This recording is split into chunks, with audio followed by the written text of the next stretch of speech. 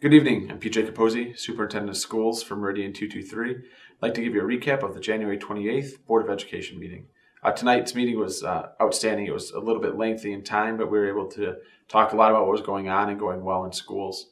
The meeting started off with honoring our 18 Illinois State Scholars. Each year we do this annually at the board meeting. It's an interesting process in terms of how state scholars are named. The state goes through a comprehensive review and tries to name the top 10% of all graduating seniors throughout the state of Illinois.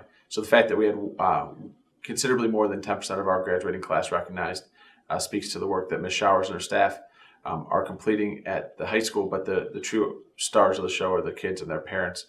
So it was a great opportunity to recognize them.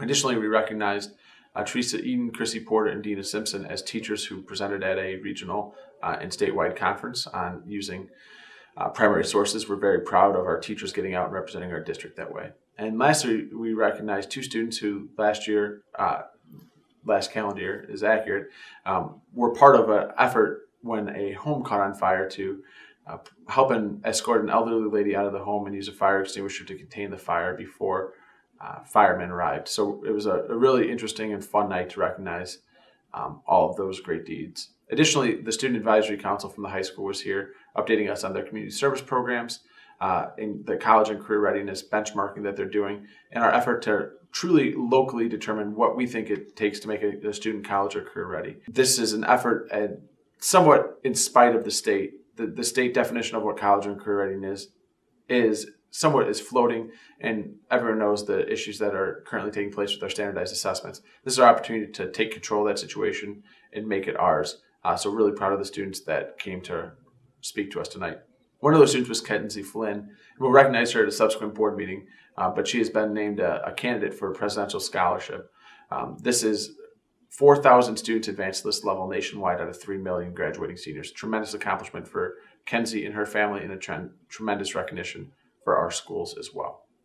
In terms of action items from tonight, we had just a handful of them that required a vote. The Stillman Valley High School course guide was approved. This takes place each year. There's minor adjustments, and it's important that we approve it in January or December so that students can start signing up for their classes.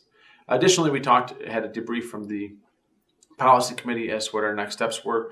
No new news exists on that front compared to what we shared with you in our last update from the January 21st policy committee meeting. There was some news on the finance committee front. Last time we talked, we said that we're kind of stuck between scenarios 3 and 4.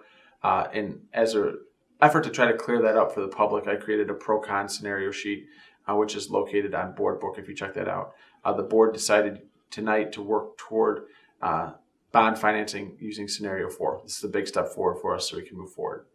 Additionally, we talked about attempting to put in and come to terms in a contract agreement with Stillman Valley Bank to put an ATM at the high school.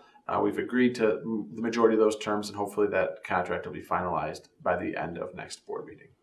Another thing that I'm pretty excited to announce is that we've been working through a vision process, revamping our vision and core values. We did a first read of that, and next we might make a few minor adjustments, but next month hopefully we affirm that, and then we can start publicizing that material.